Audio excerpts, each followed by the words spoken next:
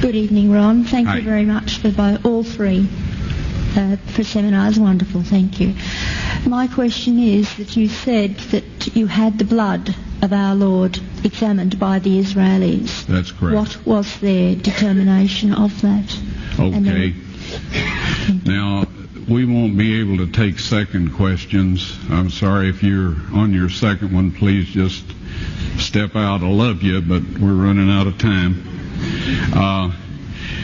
Real quickly, okay. Dried blood is dead blood. Everybody knows that, all right? They can test the blood of the pharaohs, the mummies of the pharaohs, all right? There's certain things they can do.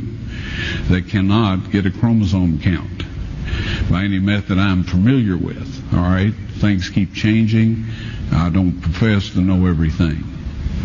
However, there's no way I know that you can get a chromosome count out of dead blood. You can get a DNA and some other things, but not a chromosome count, all right? That's done by living white blood cells.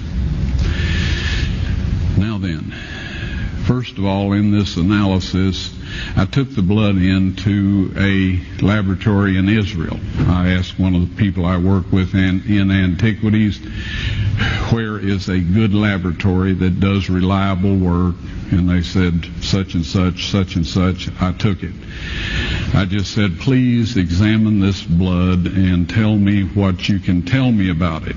All right? They said, well, look, we're going to reconstitute it. We're going to put it in normal saline and keep it at body temperature for 72 hours with gentle swirling. All right? That's their business. That's great. I said, now I want to be there when you check it out. They said, fine. So I was back. They checked it out. I said, now, they said it's human blood. We can tell that. They did whatever tests they need to do.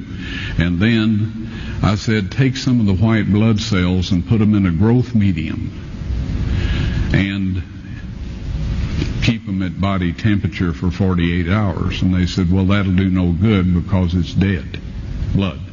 I said, would you please do that for me? And they said, okay, we'll do it.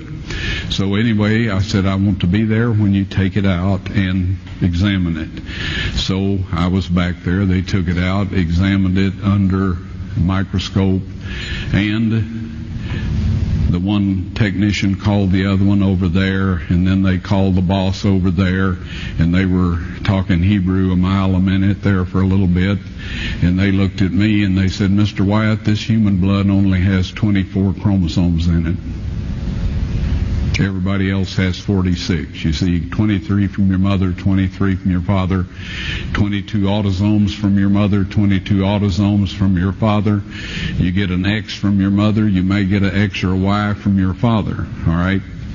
This blood had 23 chromosomes from the mother's side, one Y chromosome only. You see, the child could not have developed if they hadn't had the autosomes from the mother. So all of his physical characteristics were determined by his mother's side of the family, her autosomes. His maleness was determined by this one Y that came from a source, not a human male. Then they said, this blood is alive. And then they said, whose blood is this?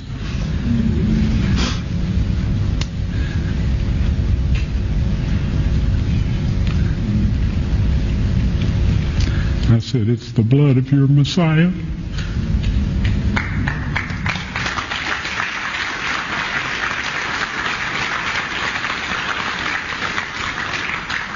And I assure you those men's lives have changed.